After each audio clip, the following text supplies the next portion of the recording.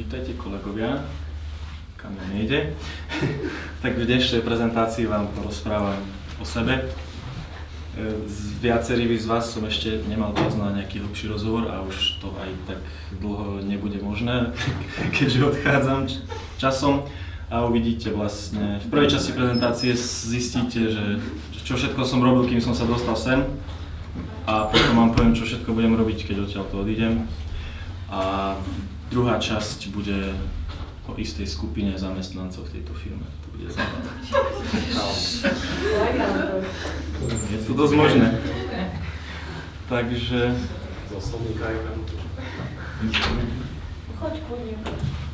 Pochádzam z Košíc, čo je krásne mesto na východe Slovenska. Možno ste niektorí o ňom počuli. Ak sledujete mainstreamové médiá, tak Košice vám pripomenú niečo ako toto,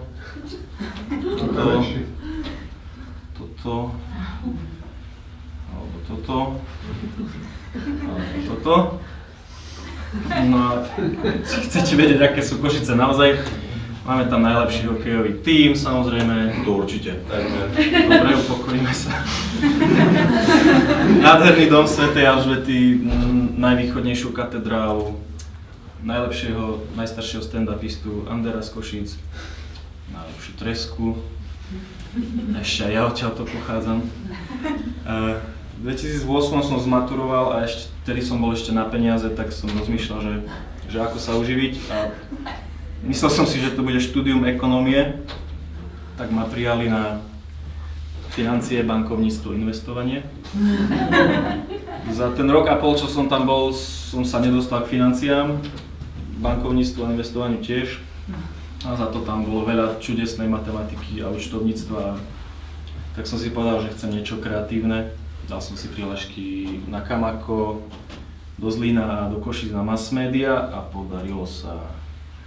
Kamako s legendou reklamy slovenskej Pavelom Horňákom.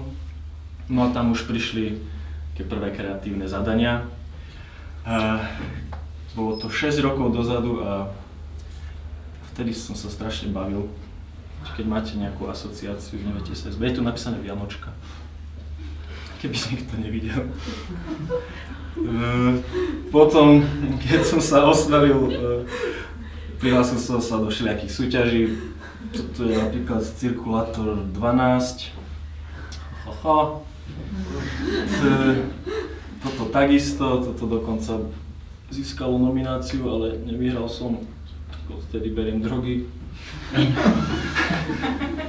Ale bola tam kategória bez hraníc, kde sme si mohli trošku uletieť a dať fakt, že hocičo. A toto vyhralo.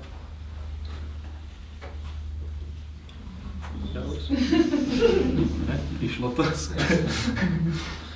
O rok neskôr ešte som sa trošku takto išiel do hotelového biznisu. A sociálna reklama mi vždy bola celkom blízka. No, v 2014 som sa dostal do toho Zlína predsa len. Študoval som tam na Erasme nejaké 4 mesiace a raz som bol v Bile a bol som hladný a mal som chuť na tuňaka. No a keď počúvate veľa repu, tak vám z toho začne prepínať. Tak som si začal repovať a vznikol z toho tento milý vtípek. Mnohí ho možno poznáte.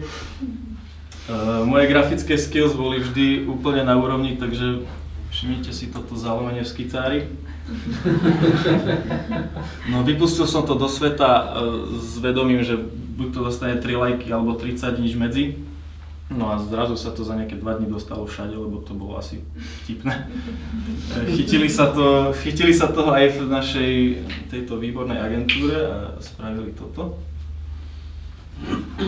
No vtedy som zistil, že o čom je internet, že keď máš nápad a nepodpíšeš si ho, tak zrazu ho má niekto iný.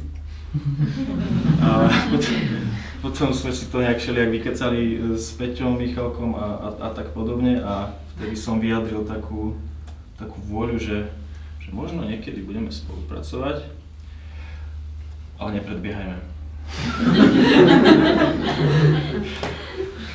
Vtedy som si uvedomil, že tie vtipy by som mohol publikovať ich viac a dokonca si ich aj podpísať, aby som bol, neviem, slavný na internete alebo niečo také, tak som si založil Sarkazmy.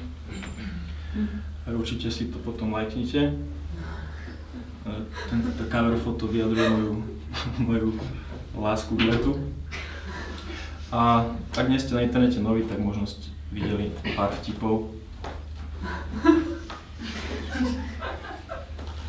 Moja najobľúbenejšia ulica v Bratislave sa stala Šancová. Dosť veľa mojich vtipov súvisí s hudbou. Takto.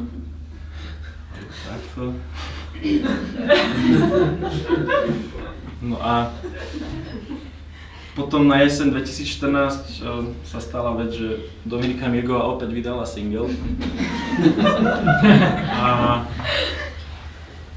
A vtedy bol strašne v kurze Daily Mail a Ľubo Nemeš a on veľmi rád písal tieto veci a ja som si myslel, že to viem napísať tiež, tak som to rýchlo napísal prvý.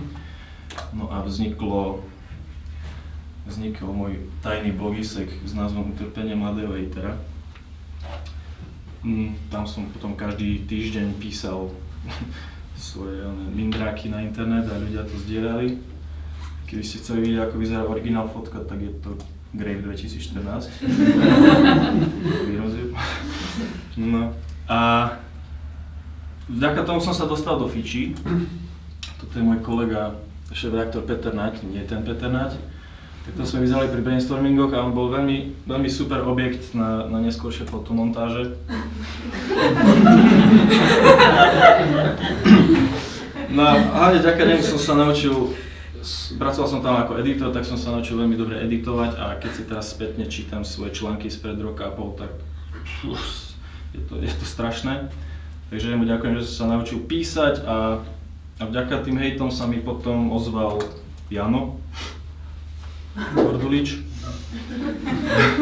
ktorý mi napísal, že sa mu páčia veci, čo robím a že niekedy by sme možno mohli potom spolupracovať a dokonca sa ozval, nejako väčšinou ľudia sľúbia sa neozvú a zakomponoval ma do internetovej showky Ťažký týždeň, kde sme tým scenáristov, ktorí to píšu, takže keď ste si mysleli, že to robí sám, jasné, že to nerobí sám. No, na jednom natáčaní padla taká pamätná vetička. A nechceš si skúsiť stand-up? No a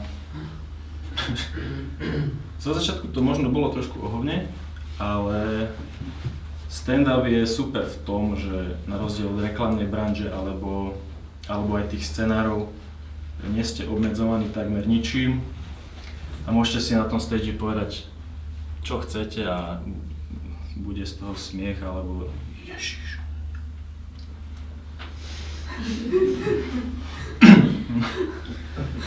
Určite vám známa aj relácia Top aplikácie.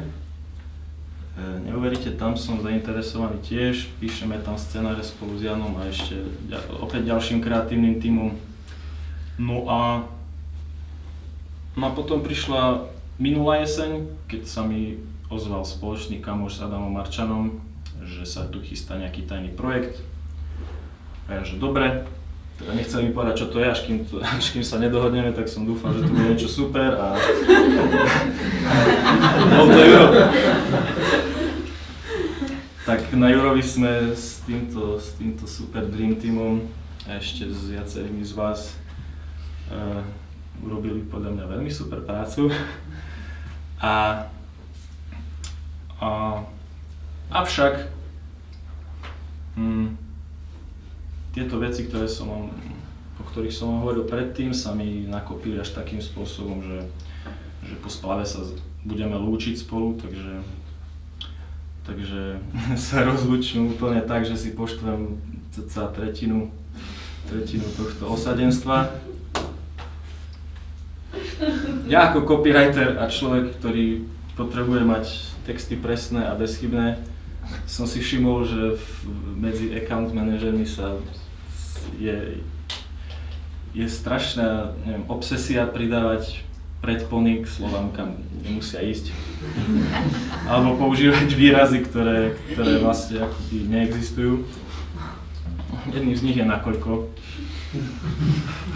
Oni si to zamieňate za keďže alebo lebo, tak aby ste vedeli, nakoľko je nesprávne. Musíte povedať keďže alebo pretože nakoľko sa pýtame na číslo. Nakoľko si trúfaš?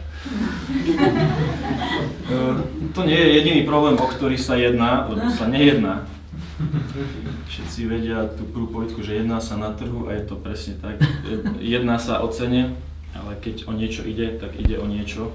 Nejedná sa o niečo. Super. Korektorka!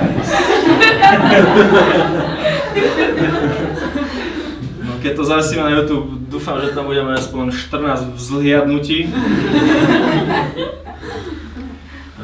Vzhliadať znamená pozrieť sa hore. Video si môžete zhliadnúť, pozrieť sa. Ja by som použil slovo videnia, to je to krajšie. Prichádzam na kombo mojich obľúbených slov. Nerozumiem, na čo je tam potrebné, či zistiť je už málo v branži. Zistím, nie, nestačí to, vyzisti mi to. Tak nič také neexistuje, ale môžete to teda zistiť. Ďalšie veľmi zaujímavé slovo je...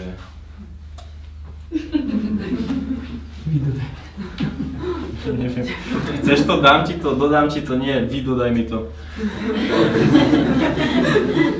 Doložiť, pripomenúť, dať, poskytnúť, túto štvorku si zapamätajte. No, vy je super predpoveď, lebo všetko sa dá vyposúvať, keď sa nestíha. Skúsme použiť, posúdiem to. Presunúť, ešte lepšie presunúť. Kedysi som bol dobrý v matematike a veľmi mi išlo vykrátenie. Toto je krátenie a keď je copytext dlhý, tak sa jednoducho skráti. A